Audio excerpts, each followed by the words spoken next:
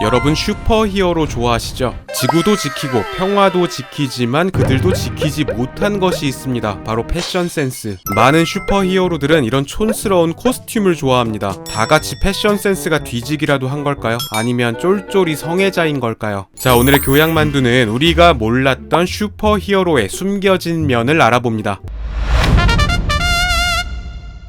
1930년대 대공황이 전 세계를 휩쓸면서 미국인들은 큰 충격에 빠졌죠. 실업률은 높아지고 기업은 줄줄이 파산하고 마피아 같은 갱스터들의 범죄가 사회 전반에 만연했습니다. 이때 대공황의 바람을 타고 인기를 누린 오락거리가 바로 만화였죠. 구하기도 쉽고 값도 싸고 무엇보다 만화책 속에는 시궁창 같은 현실과는 다른 세계가 펼쳐져 있었습니다. 특히 절대적인 힘으로 세상을 구원해줄 영웅의 등장에 열광하게 되는데요. 그 시작이 바로 슈퍼맨입니다. 슈퍼맨은 슈퍼히어로 장르의 그 잡채라고 할 수 있는데요. 외계에서 온 초인으로 정체를 숨긴 채 평소에는 신문기자로 일하고 위기가 생기면 슈퍼히어로가 되죠. 엄청난 괴력과 스피드, 점프력, 총알을 맞아도 튕겨내는 방탄 피부를 갖고 있지만 도저히 쉴드 칠 수 없는 미친 패션 센스. 실제로 이렇게 입은 사람이 저를 지켜주겠다고 다가오면 그냥 도망갈 것 같은데요. 한간에는 이 빨간 팬티로 악당들의 시선을 끌면서 스스로 표적이 되어 시민들을 보호하는 거라는 썰도 있었죠. 당연히 뇌피셜이고요. 사실 처음 코믹스가 연재되던 1930년대에는 인쇄 기술에 한계가 있었고 심심풀이에 불과했던 코믹스에 질이 좋은 종이나 첨단의 인쇄기기를 쓰지 않았습니다. 그러다 보니 코믹스의 그림에서는 또렷하고 섬세한 묘사가 불가능했는데요. 따라서 슈퍼맨의 복장은 단순하지만 주인공이라는 건 알 수 있을 정도로 시강이어야 했습니다. 또 슈퍼맨은 외계인이라는 설정이니까 그가 입는 옷은 보통의 지구인들과는 다르게 꼴사나워야 특별해야 했죠. 이때 슈퍼맨의 작가 제리 시걸과 조 슈스터의 머리에 딱 떠오른 것이 바로 차력사였답니다. 당시 차력사는 남성성과 강인함의 상징이었는데요. 이들이 입던 쫄쫄이와 트렁크 팬티를 슈퍼맨의 코스튬에 녹여내기로 한 거죠. 여기에 뛰고 날아다닐 때 좀 더 만화적인 역동성을 표현할 수 있도록 망토를 장착했답니다. 그렇게 슈퍼맨의 코스튬이 완성된 것이죠. 본격적인 슈퍼히어로 장르가 슈퍼맨에서 파생된 만큼 이후 등장한 히어로들도 슈퍼맨의 특징을 참조하고 모방하게 되는데요. 우리가 익히 잘 알고 있는 슈퍼히어로들이 사이좋게 쫄쫄이를 입게 된 이유가 바로 이 때문입니다. 또 당시 코믹스 인쇄에 쓰이던 CMYK 인쇄법은 최대 64가지 색상만을 인쇄할 수 있었기 때문에 이 중에 가장 눈에 잘 띄는 빨강과 파랑, 초록과 보라 같은 보색 조합이 자주 사용됐습니다. 하지만 다른 면에서도 쫄쫄이, 즉 스판덱스는 히어로 코스튬으로 정당성이 있습니다. 히어로는 험난한 환경에 노출되는 만큼 옷의 재질도 강하고 잘 늘어나야 하며 찢어져서는 안 되겠죠. 복원력도 좋고 공기 저항을 덜 받는 스판덱스는 히어로에게 더할 나위 없는 옷의 재질입니다. 여러 종목의 스포츠 선수들이 쫄쫄이를 입는 이유와 비슷한 거죠.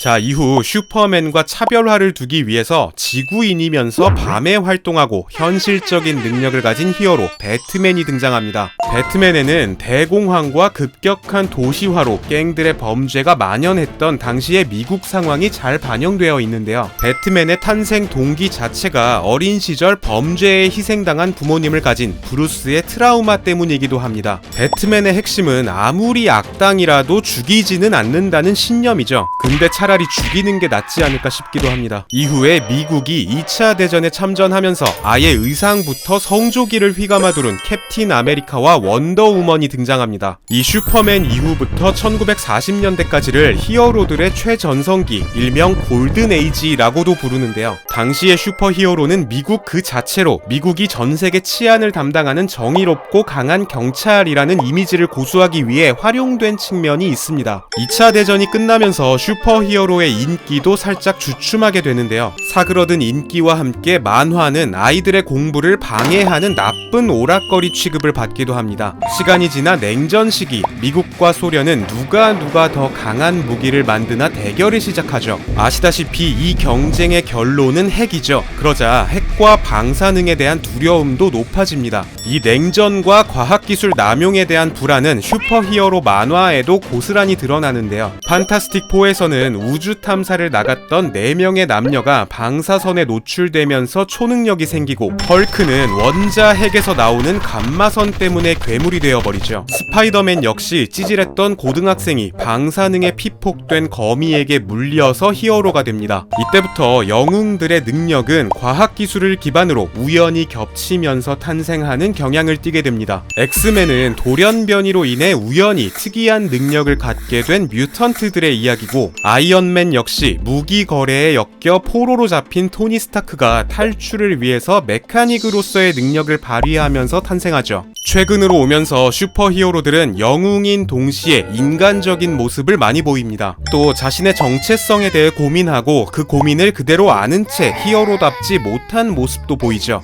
특히 히어로와 악당 사이의 선과 악이 불분명해지면서 우리에게 윤리적인 혼란을 주기도 합니다. 세계 질서를 유지하는 미국의 영웅적 이미지를 강조하려 했던 슈퍼히어로 장르가 요즘은 되려 미국에게 필요한 것은 깊은 자기 성찰이라고 말하는 장르가 되어버렸죠.